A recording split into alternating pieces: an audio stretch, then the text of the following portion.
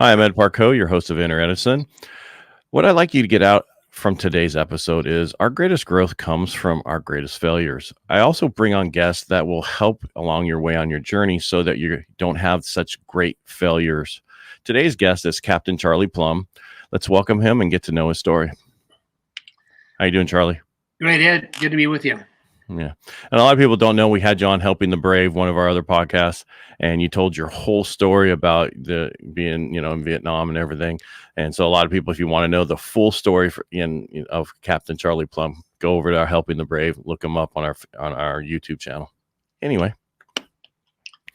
So what's for me as a business owner, so I know your story, and now you were a speaker, so you had a business, right? Oh, yeah. That was your business.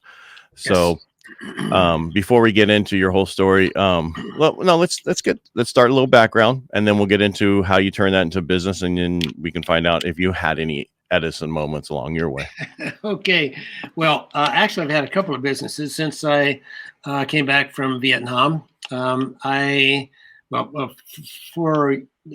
your listeners, a little bit more background. I was a fighter pilot in Vietnam, flew for the Navy.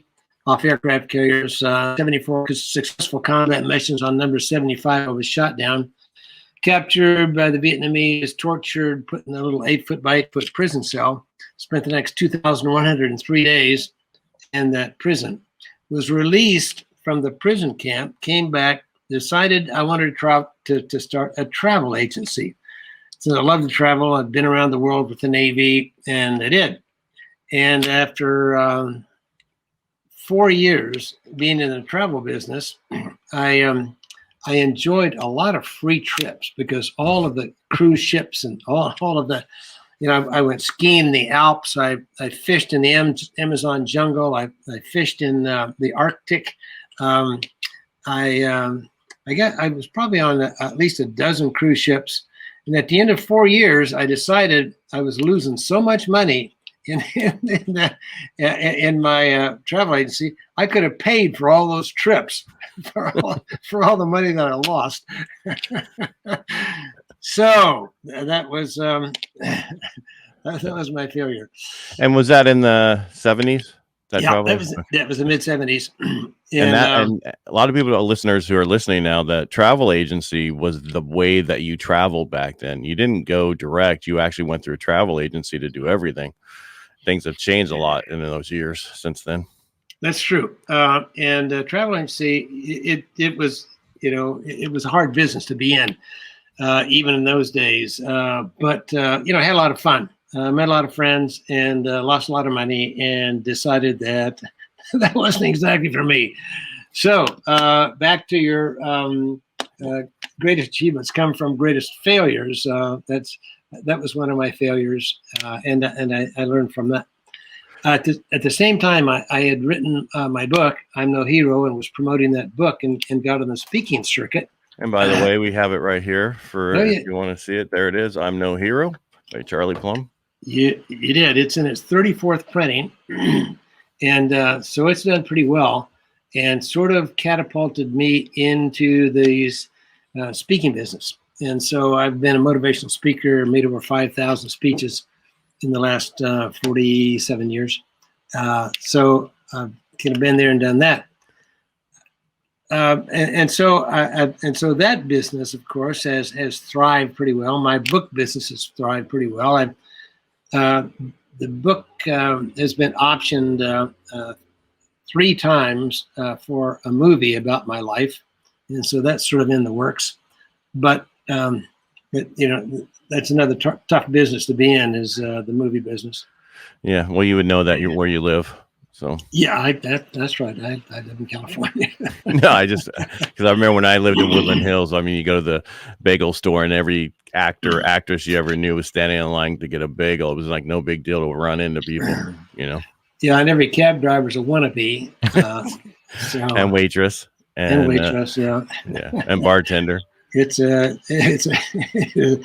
crazy culture, that's for sure. But and so now I deal with a lot of businesses. I've spoken to most of the Fortune 500 companies in one way or another. Trade associations of all varieties. in every state, in 26 foreign countries. So I am an observer. I'm a truth seeker, and and try to figure out how you become successful in business. I do a lot of leadership training as well. There's a mortgage company in Maryland that I visit every month, and I have for the last 6 years. I'm training them in leadership techniques, and I think that's the big deal in a business. Is you have to find people that you can trust and people who trust you. To me, that trust baseline is vital in starting and being successful in business. And you have to, I try to find people who are smarter than I am, because if I surround myself with people who weren't as smart as I, or even at the same level, I'm just spinning my wheels, just not making much headway. Now, would you say that because of being a prisoner of war and where you were for 6 years, that this is probably obvious, but changed how you looked at a lot of different things before you were there? I would see that the travel agency would have worked well for you because you traveled so much because you probably were stuck in one place for so long. You wanted to see everything. Is that kind of what it was, or because I know some people when they're in that, I built my house in my head and I went out and they built their house, right? Yep. And I know from other stories, but want you to explain how you had planned your world and what happened. Right. No, it's true. 6 years in a prison camp does change your viewpoint on things. You get to know yourself pretty well, and you plan your life ahead. And I had planned my life around my wife, my high school sweetheart, and only to find when I came home that she had filed for divorce just 3 months before I was repatriated. And so that sort of fell through. But I think if you can stay flexible, you can plan lots of things ahead. Just be ready, because lots of those plans are not going to work.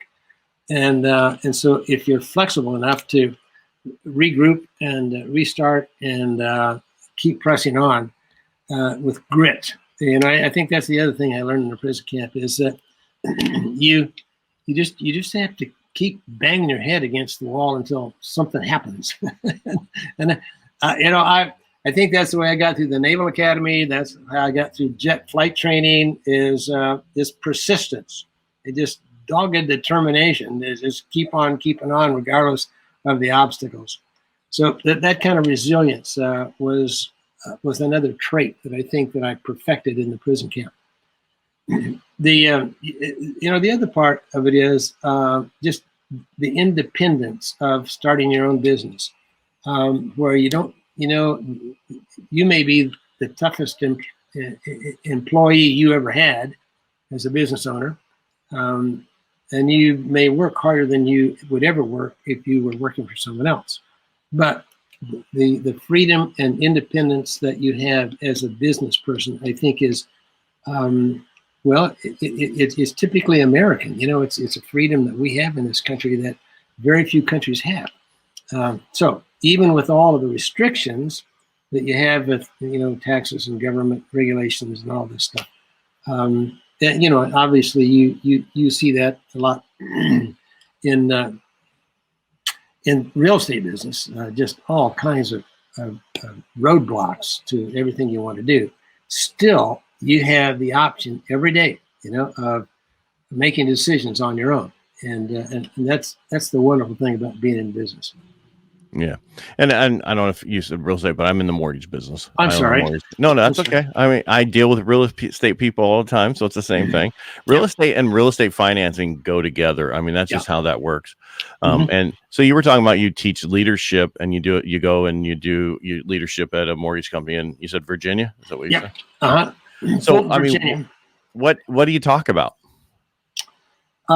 Well, over 6 years, I've talked about a lot of different things. It all started. It all started when the president of this real estate company, it's called New Day USA, and he read a book about the Hanoi Hilton and the leadership of James Bond Stockdale was one of the finest leaders I ever had. And so he went to the chairman of the board and said, "Hey, how about getting the author of this book?" And the chairman of the board said, "I'm going to do you." This guy had heard me speak and had hired me speaking. He said, "I'll give you better than the author of the book. I'll give you. I won't deliver you a disciple. I'll deliver you Jesus." Here's a guy that went through it, and that's how it all began. Is talking to this guy about the leadership that we saw in the prison camp. And I start these sessions with this scenario. Okay, imagine yourself. Okay, you go into your boss's office and he says, "Close the door," and you sit at his desk and say, "I've got this mission. I'm going to send you on a mission. I'm going to give you 200 people to accomplish your job." All right. Now we're going to put you on a desert island. And so you can't communicate with me or your home or anybody else. Oh, these 200 people, you can't see them. You can't give them bonuses. You can't give them a promotion. You can't give them a Friday afternoon pizza party. In fact, you can't even see them. The only way you can communicate with them is tapping on a common wall between you and that other person. Now, here's the question I ask. What leadership qualities do you have within you that you can accomplish my mission by leading these 200 people? So, of course, it's pretty obvious, people knowing my background, I'm talking about Jim Stockdale. I'm talking about a guy, the best leader I ever saw was a guy that had no control, essentially, over his direct reports. He couldn't hire anybody new. He couldn't fire the guy he had. He couldn't do anything. And so, I get out the flip chart and I start writing down the qualities of leadership that you have to use when you don't have all of the things a manager uses. And so that's how it all began, and that's how it all that's how it progresses from there. And just talking about the types of the tools that you have in your leadership bag when you don't have the normal tools in that bag. You mind sharing that now? Oh, sure. Obviously, hold on. You got a car going by. Yes. I'm in my man cave today, Ed. I'm in my airplane hangar. You may hear some airplanes going over too. My wife built this 2-bedroom, 2.5 bath upper deck of my airplane hangar. And so my dream has always been to roll out of bed and into the cockpit of my airplane. And so she built this for me. That's really nice of her. That really was. Okay, so the leadership techniques that you have to have when you don't have the normal stick and carrot that most leaders think that they need to survive. Empathy. You have to show every follower, okay, that you really have empathy toward their state, their position in life. And while you can teach them a lot of technical skills, in order to use those skills, they have to believe that you care about them. And so it's almost a case of you have to fall in love with these people that you're leading. Trust. I've already mentioned trust, but you have to trust. How do you establish trust, with your followers? Well, it's very simple. You just do what you say you're going to do. Show up when you say you're going to show up. Return a phone call when you say you're going to return a phone call. It's very, very simple stuff. But to lose trust is in anything, with a spouse, with a coworker, with a boss, with your direct reports. To lose that trust takes forever, sometimes impossible to ever regain that trust. And so, trust is just a vital issue if you're going to be a leader. So empathy and trust. of course, all these things sort of they overlap because within the trust comes communication. You have to, you really have to be able to communicate on the level of your direct reports. This of course, is a challenge in this day and age when the old timers have to deal with millennials and Gen X's because even in the communication is it's so easy to falter in your communication, because when you're talking with somebody that's 2 or 3 different generations and the different mores and folkways and music and humor and language and everything is different with them, you have to find the baseline. What's the commonality? What's the level on which you can connect, and not just with words, but you have to connect with your mind and with your heart. Back to empathy with the people that look to you for that kind of leadership. So I think the other thing that Jim Stockdale showed us all was just demonstrating character. And in a prison camp, it's pretty easy to see when a guy will take the torture for your behalf. When a guy will step up to the plate under really tough conditions, tough physical conditions, just extreme adversity, and the guy just takes punch after punch after punch and gets right back up. Well, I think that your listeners and viewers can do that on their own. You don't have to be in a prison camp to prove that you're tough, that you don't accept defeat, that when you lose that big client, you don't blame somebody else for the problem and feel sorry for yourself and crawl over in the corner and whimper and go into the woe is me mode of life. You figure out how you can find advantage in adversity, and so that was the kind of leadership that we had in the prison camp, and that's what that's the way I start with these leadership seminars. Yeah, I was wondering how you're going to bring people together. People don't realize, unless they are veterans or they're in the military, what we do for each other, right? What we'll take for each other when we're there. Have you seen? Because it's I look at the way businesses now and the people that are in our companies and the different people. I don't see 90% of them, stepping up to the plate that type of way. Not that they have to, right? They're not going to take a punch. They're not going to take a stuff, but they need to come to the table and say, "I'm here for you. What do you need me to do?" Absolutely. Right? And you're right. We're really missing a lot of that. And I think that's part of our culture. We seem to be afraid of challenge. We back away. We want to try to keep things as clean and as trouble free. We avoid any kind of conflict, and that's we raise our kids.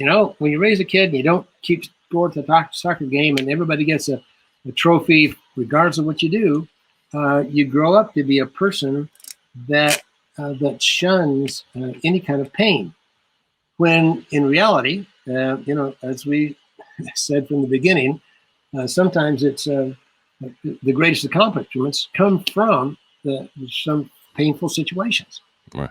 And so while neither you nor I would wish 6 years in a prison camp, or for that matter, any other kind of adversity on anybody that we love, at the same time, once you're into it, there is great value in turning those issues around. And so I look at any kind of a problem that I have as a puzzle. Okay, because this is what I preach, in my presentations, is that adversity is a horrible thing to waste. Well, if I'm going to be honest with myself, and be out there preaching this message, whenever I come across a little adversity, I see it as a puzzle, thinking, okay, Plumb, you're saying all these things, all these people. Now, pull up your big boy pants. Let's prove it to yourself. And it's almost like if there's, if there is going to be some light at the end of this tunnel, if there really is going to be some advantage to this adversity, I challenge myself to figure this out. I'm the man of faith, and I don't proselytize, but I will tell you, in the prison camp, one of the first Bible verses that made sense to me was Romans 8:28 says, all things work together for good for those who love the Lord. And I said, now that's a challenge, because even in this little 8-foot by 8-foot prison cell, even with the rats crawling around and the mosquitoes are biting me and surviving on 2 bowls of rice a day, there's going to be some good comes from this, and all I have to do is love the Lord. And I challenge myself. If that's true, then I challenge myself to prove it. And I do the same thing today. Everything you look at can be either good or bad. It's just a matter of the choices you make about the surroundings that you have. And I think that, this is from, Steve Sims. He got you to me. And his big thing is, do everything that makes you uncomfortable. Right. That's how you grow. You have to do stuff that you don't want to do, and it makes you uncomfortable. Mm-hmm. Well, I mean, you're older than me, and I know my grandfather, when he was bitching about how horrible my generation was during that period of time. Right. But I don't know, there's this 10-year period or whatever that number is of these people. And I don't want to say people, but I'm just saying of things that are going to, people who are not going to start businesses. They're not going to start certain things because they don't understand that you have to really work hard, or it doesn't come easy. Nothing's free. Nothing's fair in life. The first thing my dad taught me was nothing's fair. Right. Mm-hmm. There is no fair in life. Mm-hmm. Right.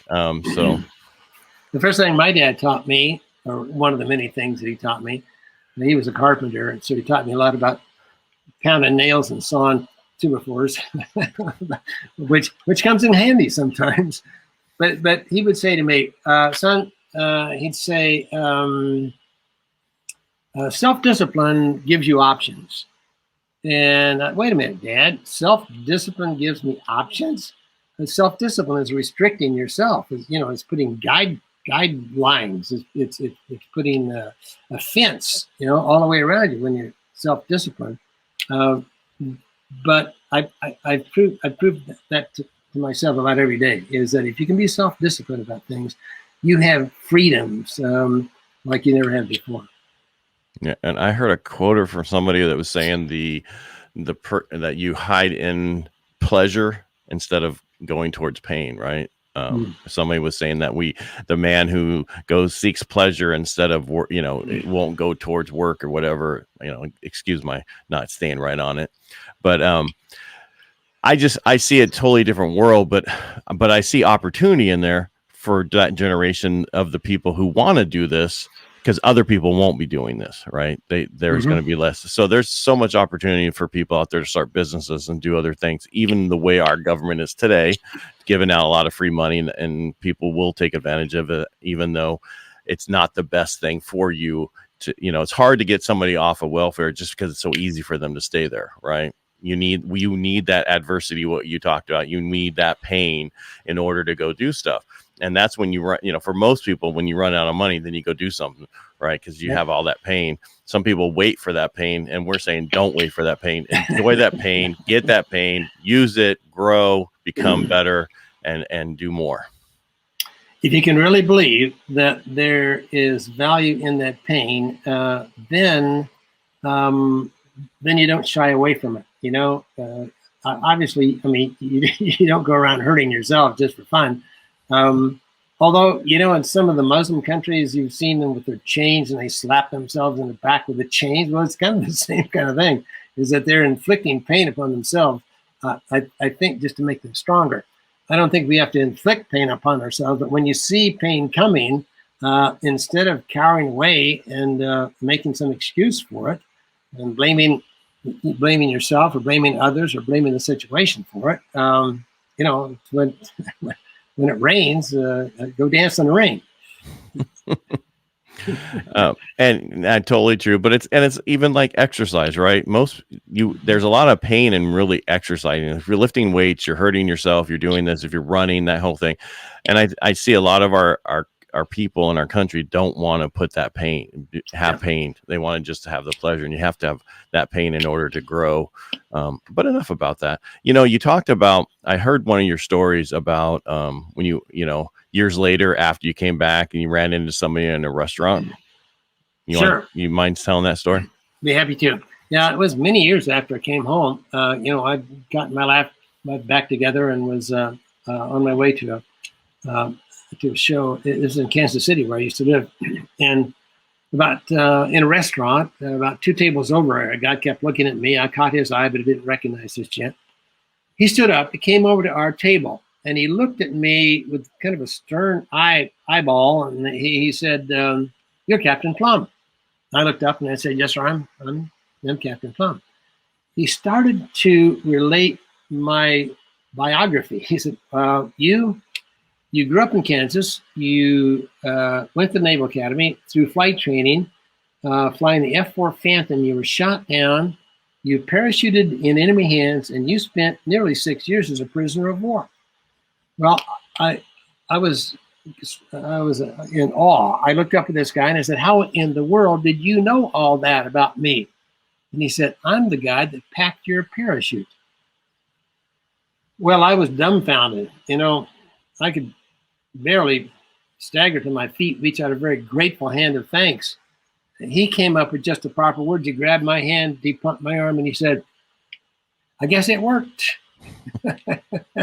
I said, "Indeed it did, my friend. And I must tell you, I've said a lot of prayers of thanks for your nimble fingers, but I had no idea I'd ever have the opportunity of expressing my gratitude to you in person." He said, "Were all the panels there?" I said, "Well, I appreciate your concern," and they weren't. Of the 18 panels I was supposed to have in that parachute, had only 15 good ones. 3 of the panels were torn, but it wasn't your fault. It was mine. I ejected from that F-4 Phantom at 600 miles an hour close to the ground. I was well outside the envelope of that parachute. You did your job. I didn't do mine. I said, "But let me ask you a question. You keep track of all the parachutes you packed? Do you know of all the lives you've saved?" The guy said, "No." And this is really the most important part of the story. He said, "No. It's enough gratification for me just to know that I've served, just to know that I've helped somebody out along life's rocky road." And so, my mantra is this: how's your parachute packed, and who packed your parachute? And not just the physical parachute, but emotional and mental and spiritual, educational. Somebody along life's road went way out of their way, asking nothing in return, to prepare you for the challenges that you would face in the future. And that's what I call packing your parachute. So I encourage anyone to think about those folks, moms and dads and coaches and teachers and preachers, to seek them out and thank them for packing your parachute, because we all have this grit that has been imbued to us by the people who have packed our parachutes. Well, who packed your parachute besides that actual physical parachute?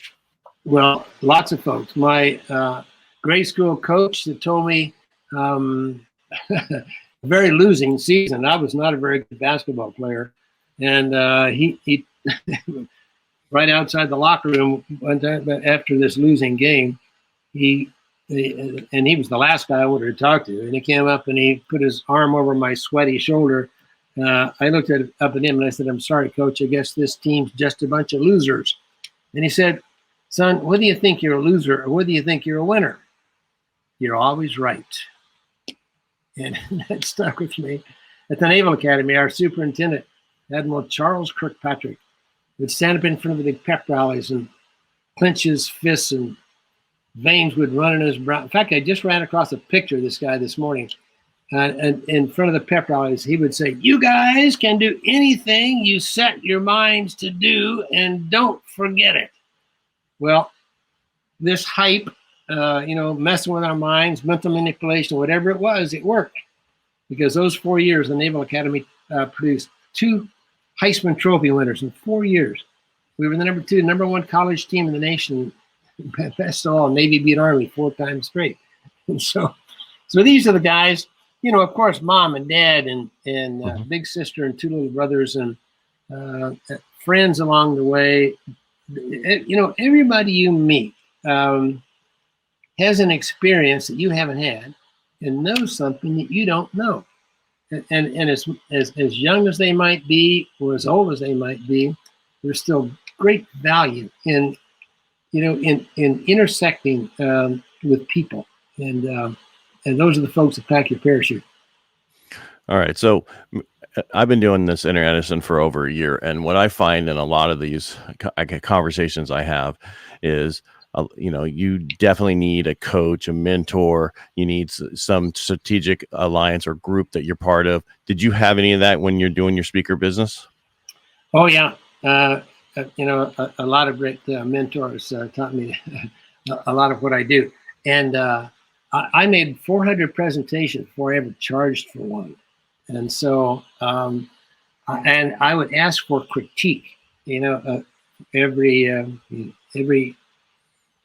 and I learned from some of the greats, Winston Churchill, a great speaker. John Kennedy was a great speaker. And I listened to the tapes of these guys. And then there's some lesser known folks that you might not know about. Earl Nightingale. Did you know? And I'm older than I look.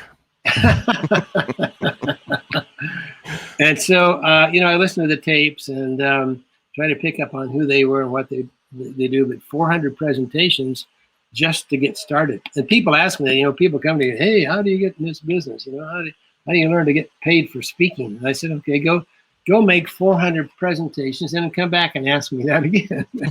Because there's just an awful lot in doing the homework and getting the experience. And, nothing beats experience.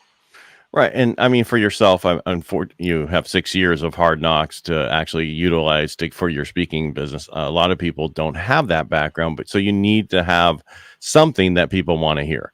So you go get that education, whatever that is, hard knocks, and then come back and start speaking. Right. You need something. So you really do. And I've been blessed just to have the story. I think that's one of I look back on that 6 years in prison and find great value in it. First of all, it's given me the confidence of doing a lot of things, knowing that very few things will ever challenge me like something I've already been through. But then it's given me a story to tell and a way to touch the hearts and minds of people. And so you're right. Everybody needs a story. Well, I believe everybody has a story. It's just you don't think you do. When I first came back from Vietnam, and it was a big deal because there was a real mystery around what was happening to the POWs. And so a guy came to me and said, "You need to write a book." Then write a book about what? What could be more boring than 2,103 days in a little bitty prison cell? I mean, who would ever read a book like that? And that's exactly what I thought. And when they asked me to speak, man, this is find somebody that climbed Mount Everest or swam the English Channel, somebody that did something spectacular. I'm the guy who gave up. I surrendered to the enemy. What's in that? Who would want to listen to a message like that? Well, I'm 78 years old and have bookings into next year. So, well, and I will say this, all right, you will always get captured. Even the Rangers and they all know they're going to get captured. It's a matter of how long will they put up with torture before they say anything. You're going to break at one point. Everybody knows that. That's not the problem. It's what you went through and how you came out the other side. And I think We talked about this before, and about how what you guys went through, and then the PTSD, you didn't have any, and they thought you would. Where now today we have more, and somebody else had a comment that took longer to come home before. Like they go on ships, and you have to come home on ships. You wouldn't have planes to come home, and so now they get out of Afghanistan and they jump on a plane. They're home within a few hours, and they don't have time to deal with this stuff. So yeah, I think that's very important. That transition time is really, really important. And you're right. World War II, guys, it would take weeks or maybe months between the battlefield, and the milk and cookies at home. But today, you're right. It's just you're being shot at one day, and the next day, you're back with the wife and kids. So. Right. And I'm not bringing that. The reason I'm bringing that up is it could be anything like that. Oh, yeah. Whatever you went through, you need to transition and make sure you have the time for that, because it could be from one job to the next, whatever that is in your life. And while you're starting your company, go seek help. If you want to be a speaker, go find a speaker who's doing it, follow them, watch them, whatever you want to do, go find that person out there. And it's so much easier today with the internet to see videos from your home, see videos of other stuff, where before you'd actually have to go there, or, you said tapes, right? That was the time. Nobody has tapes now, right? We have, sorry. No, but what I'm getting at is yeah, right. To show how much easier it is now. There's no reason to have an excuse. Don't, to not do something, not to, because you can have access to figure that out so much faster. That's for sure. Yeah. Charlie, I really appreciate you coming on today. I thank you for showing up, and I think for everything that you've taught us and went through. I really appreciate it. And I want to thank our listeners for coming on today and listening to us. Charlie, thank you so much. Yeah, thank you, for helping me tell my story. And if folks are interested in my website, charlieplumb.com, and I autograph every book that I send out from that website. And so I'm very transparent, very open, and I communicate with everybody that tries to communicate with me. So, but thank you, Ed, for what you do. You do a great work with this, and you're carrying the flag and spreading the word. Appreciate you. Oh, thank you so much.